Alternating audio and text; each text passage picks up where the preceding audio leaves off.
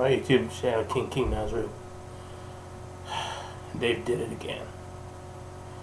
Netflix has made an announcement a while back that they were doing a live action Resident Evil, I believe it was like series, and it was going to focus on Albert Wesker, and it was going to take place in the post-apocalyptic future, and he would have two daughters. He would be like this nice dad, but secretly he would be shady, like typical Wesker. It sounded awful. And this just, the recent news is just made things worse. Now, before we get into that, before anyone says anything, I am a Resident Evil fan. My cousin introduced me to Resident Evil with Resident Evil 2. I wasn't there with the first game, but I was there for the second game, Resident Evil 2. I really did like the characters of Leon S. Kennedy and Claire Redfield and Ada Wong. And Leon and Ada are my favorite characters. Yes, I do ship them. I also do like Chris Redfield, Jill Valentine, and I've been following this franchise, looking at the games 1 through 4, were some of the amazing stuff. Some of the spin-offs were pretty cool too. 5 and 6 were, 5 was not a, it was okay as an action game, but was not a good Resident Evil game, and 6 was just awful. 7 and 8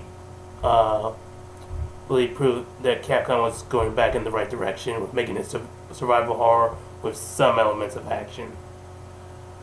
And I did like the remake of Resident Evil 1 and Resident Evil 2.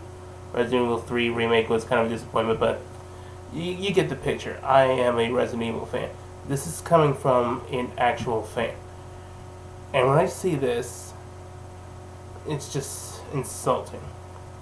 They have just announced that they have casted Lance Reddick as Albert Wesker.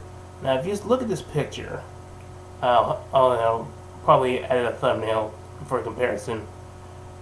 You see that Lance Reddick is a bald black man. Looks to be, I don't know, maybe like in his late 30s, maybe in his somewhere in his 40s. I don't know. And Wesker is a Caucasian male with hair, blonde hair, and is in his late, when he started the game, he's like in his, somewhere between his 30s and 40s.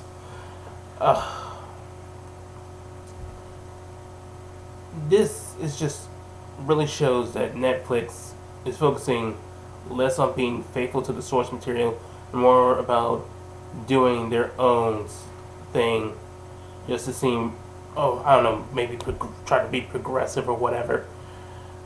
And before anyone tries to tell me they just casted the actor that was best for the role.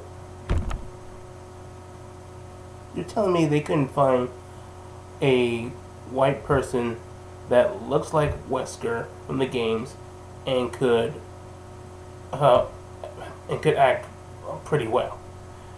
Could capture Wesker's intelligence, his manipulative nature, his backstabbing tendencies. Really? Out of 7 billion people, you couldn't find one. I mean, heck, as much as I hate the Resident Alice movies, at least the guy who played Wesker in those movies at least looked the part. I mean, the writing didn't do him any favors, but at least he looked like Wesker. At least I could, to some degrees, say that was Wesker. This, you're not even trying. You're not even trying. This just really just shows that that Hollywood, Netflix, these other people, that they don't care about this franchise. They're not going to give it the proper respect and justice it deserves.